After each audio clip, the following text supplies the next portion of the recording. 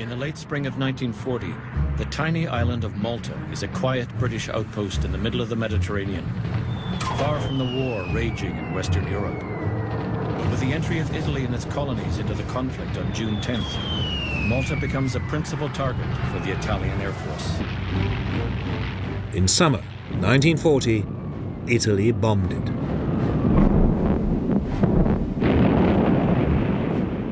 One RAF pilot who is stationed in Malta is Tony Spooner.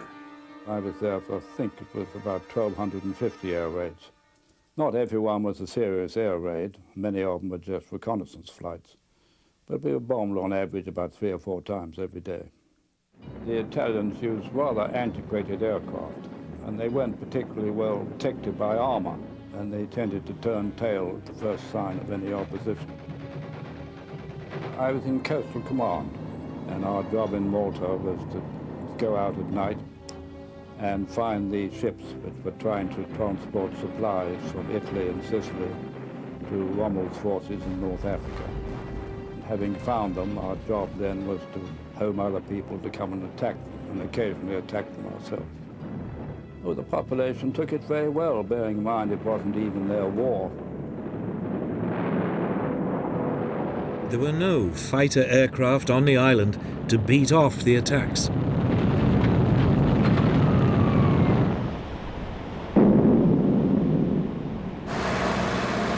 Then, almost by accident, 4 Gladiator fighter biplanes were found in crates on the island. They were hastily assembled.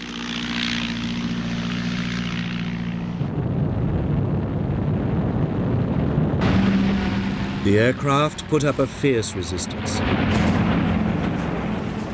In December, the Italian 10th Army is defeated in Egypt by a much smaller British force. By the end of the year, the Axis is in real danger of losing its foothold in Africa. The Allies are on the offensive at last. But for Malta, this new optimism will be short-lived. In January 1941, Hitler sends an entire German air fleet, which has been called back from the Russian front and moved to Sicily. Field Marshal Albert Kesselring is given control of 2,000 top-rate aircraft. Kesselring's mission is to gain control of the air and sea between South Italy and North Africa. Each adversary had a slightly different reason for wanting this particular piece of rock. As the attacks go on, Malta becomes a symbol for both sides. It's been called the Mediterranean Verdun. The struggle for Malta took on an importance that had nothing to do with the actual utility of the island. December 1941. The 1,000 Axis raids on Malta has not brought the island any closer to a surrender. Only 15 miles long, Malta becomes the most heavily bombed target in the world.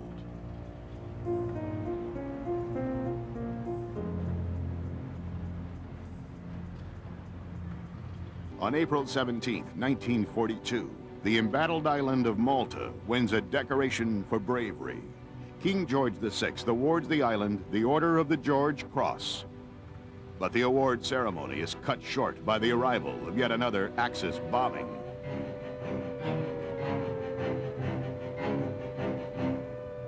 The George Cross is one of the rarest medals in the world, and it was outstanding feats of valor when you were not in the services. Now, King George has always been very interested in Malta, and when he heard that the island was being subjected to so much bombing and privation, he had the very bright idea of giving a special George Cross to the island.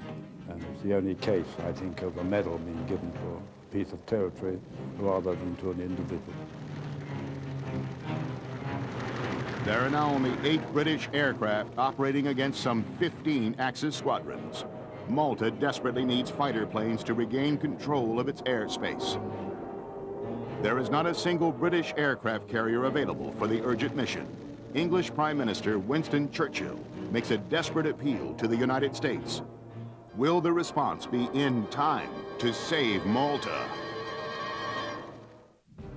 In April 1942, the American carrier Wasp brings British Spitfires into the Mediterranean.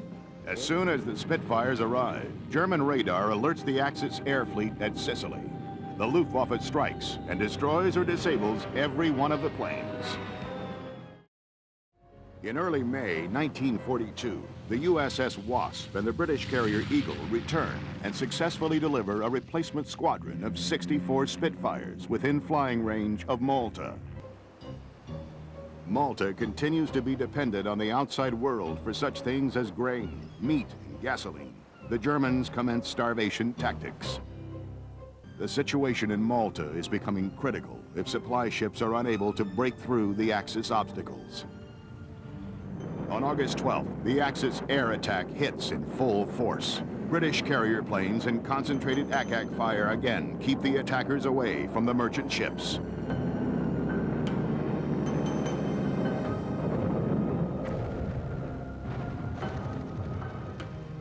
Five bombed merchant ships limp into the harbor at Malta.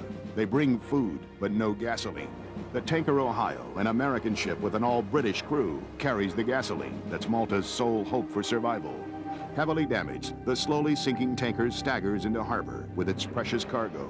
Malta has survived its darkest hour.